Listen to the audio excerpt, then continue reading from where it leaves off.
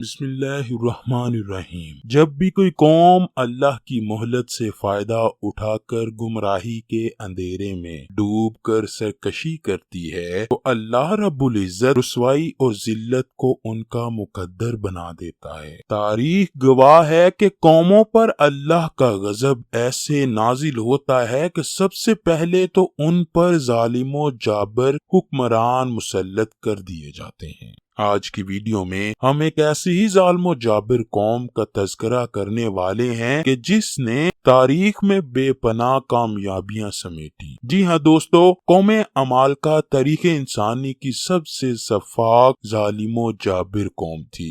ان کے لوگ خون خوار اور وحشی فطرت تھے۔ اللہ پاک کا ان پر کرم تھا کہ ان کے قد بھی اس وقت کی موجودہ دنیا کی ساری آبادی میں سب سے زیادہ تھے۔ تاریخی حوالوں سے پتہ چلتا ہے کہ قوم عمالقہ کا ایک مرد دوسری قوموں کے 80 مردوں کے برابر ہوا کرتا تھا۔ اس قوم نے اپنی فتوحات سے ایسی دہشت پھیلا رکھی تھی کہ اگر یہ قوم کسی دوسرے ملک پر حملے کے لیے جاتی تو ان کے پہنچنے سے پہلے ہی وہ لوگ ہتھیار ڈال دیتے۔ اوج بن عنق جو کہ ایک تاریخی نام ہے، وہ بھی اسی قوم کے سرداروں میں سے تھا، جس کو دنیا کا سب سے لمبا انسان مانا جاتا ہے۔ اس کے بارے میں کتنی حقیقت ہے، ہم جلد ہی اوج بن عنق پر بھی ایک ویڈیو لے کر سامنے آئیں گے۔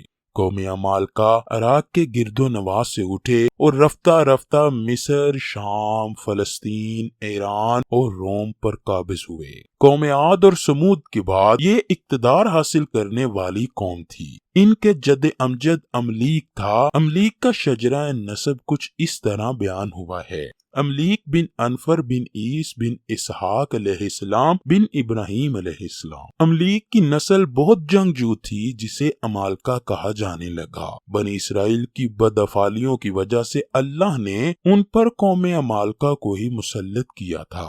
قرآن کریم میں اس گروہ کو جبارین کے نام سے پکارا گیا ہے۔ حضرت ابراہیم علیہ السلام کے دور میں یہ بحیرہ مردار کے مغرب میں آباد تھے، چونکہ یہ جہاں بھی گئے اپنی سفاکیت اور حرکتوں سے باز نہ آئے، جس کی وجہ سے عراق کے اشوری بادشاہوں نے انہیں صحرائے سینا کی جانب دھکیل دیا تھا، اور اس دور میں ان کی اکثریت بھیڑ بکریاں پالا کرتی تھی۔ بنی اسرائیل نے جب اپنے رب کے احکامات کو فراموش کر کے بتوں کی پوجا شروع کر کے سفاکی، سرکشی اور بدفعلی کو اپنا شعار بنایا تو اللہ پاک نے ان پر ایک قوم جسے عمالقہ کہتے ہیں مسلط کر دی۔ حضرت موسیٰ علیہ السلام کو اللہ پاک نے حکم دیا کہ ارض مقدس فلسطین کو عمالقہ کے قبضے سے آزاد کرواؤ۔ حضرت موسیٰ علیہ السلام اپنی قوم کو لے کر فلسطین کی طرف جہاد کے لیے نکل پڑے۔ جب حضرت موسیٰ نے اپنی قوم سے کہا کہ اے قوم بنی اسرائیل، ارض مقدس میں داخل ہو جاؤ جو اللہ تعالیٰ نے تمہارے لیے لکھ رکھی ہے، اور پیٹھ نہ دکھاؤ ورنہ خسارے میں رہو گے۔ اس پر بنی اسرائیل کے یہ لوگ بولے، اے موسیٰ، تم اور تمہارا پروردگار لڑو، ہم تو یہیں بیٹھے ہیں۔ وہاں تو ایک طاقتور قوم عمالقہ آباد ہے جس کا ہم مقابلہ کرنے کی قطعاً سخت نہیں رکھتے۔ صرف اس صورت میں ہم وہاں داخل ہو سکتے ہیں کہ وہ از خود اپنے وطن کو چھوڑ کر کہیں اور چلے جائیں۔ چنانچہ اللہ پاک نے اس سرکشی کی سزا کے طور پر بنی اسرائیل کو صحرائے طے میں قید کر دیا، اور یہ لوگ 40 سال تک اسی مختصر سے صحرا میں بھٹکتے رہے۔ میدان طے بنیادی طور پر شام اور مصر کے درمیان 500 فرسخ یعنی لگ بھگ 30 کلومیٹر کا ایک کھلا میدان تھا۔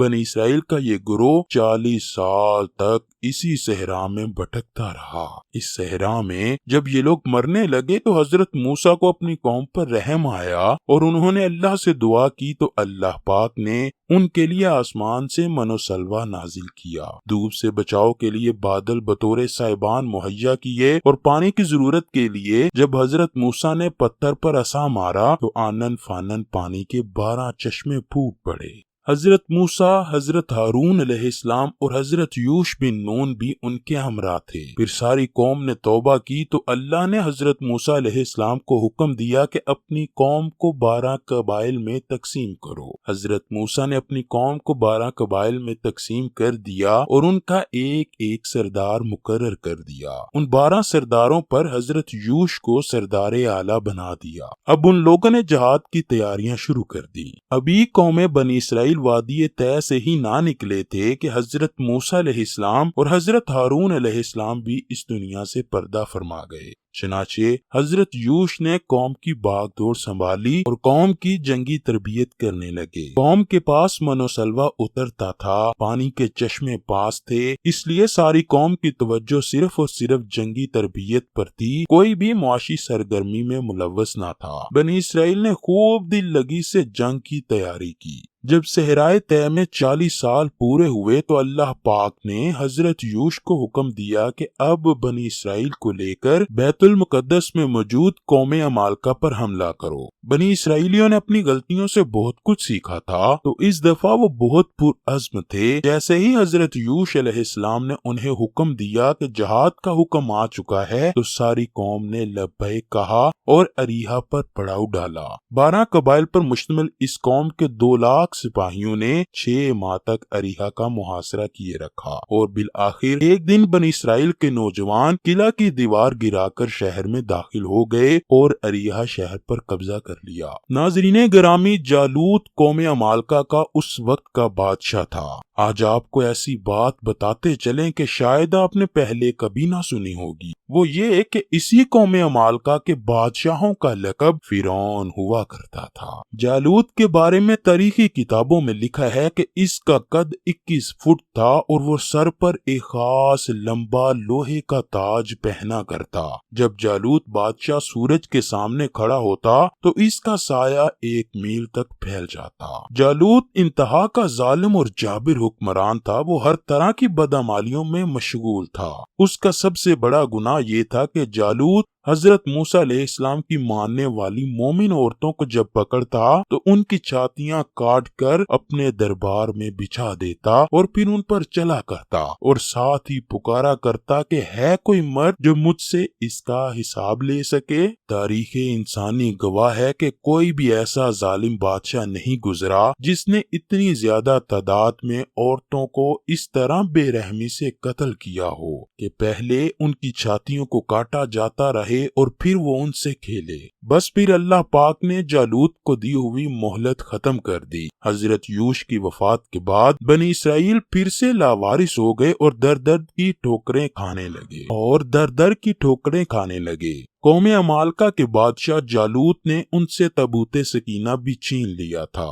پھر اللہ پاک نے حضرت شموئیل کو نبوت سے سرفراز فرمایا اور ساری قوم ان سے کہنے لگی کہ آپ ہم میں سے ایک کو بادشاہ مقرر کر دیں تاکہ ہم جالوت سے جنگ کر سکیں۔ حضرت شموئیل علیہ السلام نے اللہ کے حکم سے حضرت طالوت کو بنی اسرائیل کا بادشاہ مقرر کر دیا تو ساری قوم چلا اٹھی کہ طالوت تو ایک غریب ہے، اسے ہم پر کیوں بادشاہ مقرر کر دیا ہے آپ نے؟ لیکن حضرت شموئیل کہنے لگے کہ یہ اللہ کا فیصلہ ہے۔ بنی اسرائیل کہنے لگے کہ اگر یہ اللہ کا فیصلہ ہے تو پھر ہمیں کوئی معجزہ دکھائیے۔ حضرت شموئیل علیہ السلام کہنے لگے کہ کل ٹھیک تابوت سکینہ خود بخود تمہارے پاس آئے گا، اور اگلے دن ایسا ہی ہوا کہ تابوت سکینہ بیل گاڑی میں خود بخود قوم کے پاس پہنچ گیا اور پھر بنی اسرائیل نے حضرت طالوت کو اپنا بادشاہ مان لیا۔ حضرت طالوت نے ایک فوج تیار کی اور ظالم بادشاہ جالوت سے جنگ کے لیے نکل پڑے۔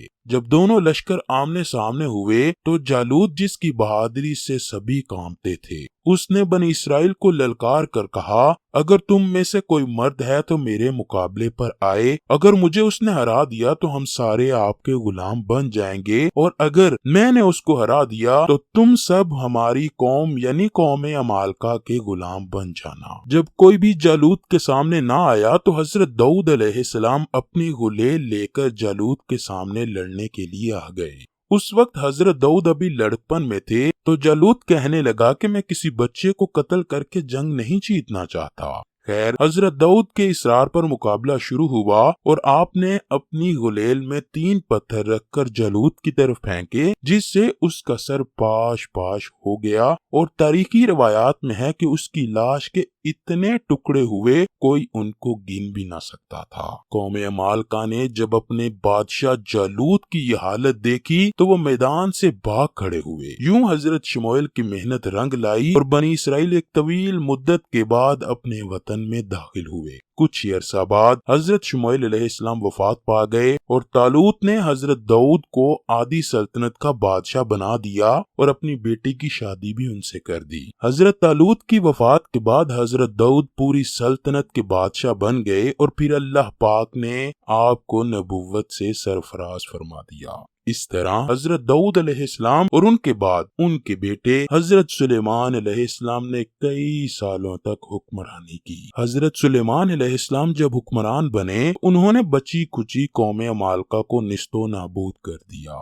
یوں اللہ پاک نے ایک ظالم اور جابر قوم کا اس دنیا سے نام و نشان ہی ختم کر دیا۔ آئیے اب اللہ پاک سے دعا کرتے ہیں کہ وہ ہم مسلمانوں کو سب گناہوں سے دور کر کے ہمیں بھی ایک قوم بنا دے، تاکہ ہم تمام غیر اسلامی قوتوں کا مل کر مقابلہ کر سکیں۔ کمنٹ سیکشن میں آمین ضرور لکھیے گا۔